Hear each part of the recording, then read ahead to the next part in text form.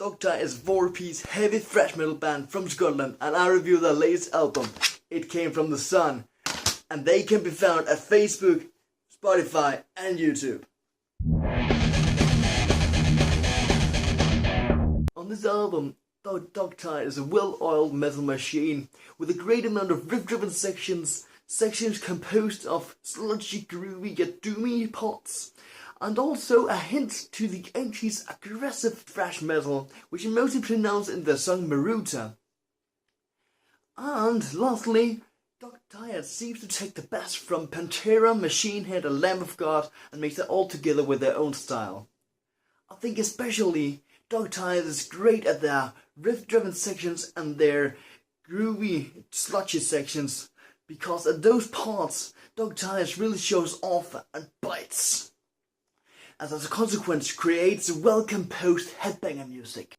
Lyrically, It Came From The Sun is mostly a realm full of mankind due to mass destructive wars, and to an almighty annihilating sun, or sun god, which as well could be a metaphor of mass exterminating fire weapons. The album also moves a bit towards post-apocalyptic dystopia ruled by torturing dictatorships. The vocalist masterfully shouts out all his lyrics in a masterfully convincing, powerful way, which will guide the audience into Dogtie's destructive world, and will in a live situation convince the audience to shout with him, all in the name of heavy metal. The holistic view of Dogtie's sound and lyrical space has now been examined. Now we'll go more in detail with 3 of their songs to get a more tangible feeling of what they really are. And those 3 songs I'll go more in detail with are It Came From The Sun, Sol Invictus and Spire of Dissonance. It Came From The Sun starts with a lonely guitar continued into a march-like rhythm, and together with the bass and the drum, the instrumentals are a well-oiled engine, moving you heavily and securely towards victory. This pounding and bombastic machine is then just interrupted by a riff-based section where the vocalists are entering the stage and guides us towards what matters. The chorus of this song is really strong and powerful as well. It's rather simple and it's very easy to catch, and you are very tempted to shout along.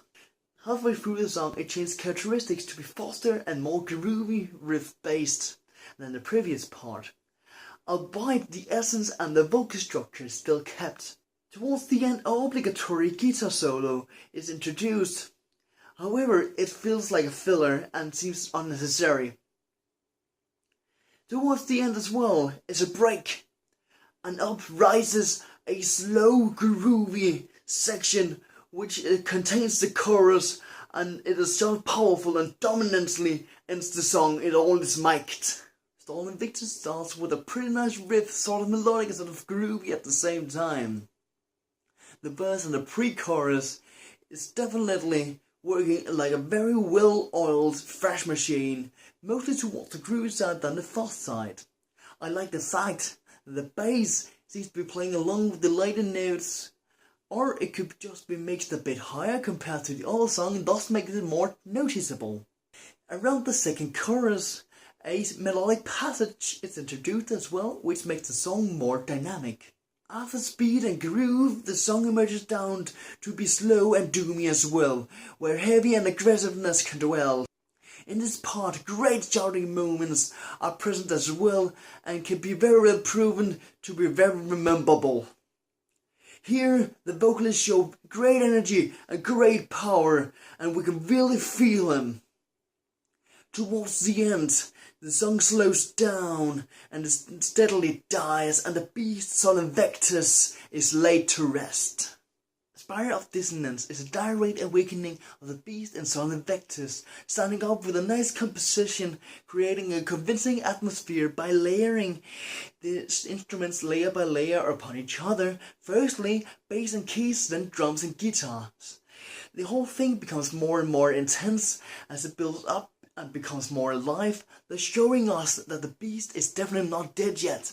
The suspense can clearly be felt, and throughout this slow and heavy section, the vocals also entering the soundscape. The vocal seems rather concerned than aggressive, thus showing greater dimensionality in the shouting. So far the song has been slow and more to the groovy side. Now the double kick drum kicks in and the whole thing becomes more intense, builds some more speed and gives more punch, just to fall back to the groove again.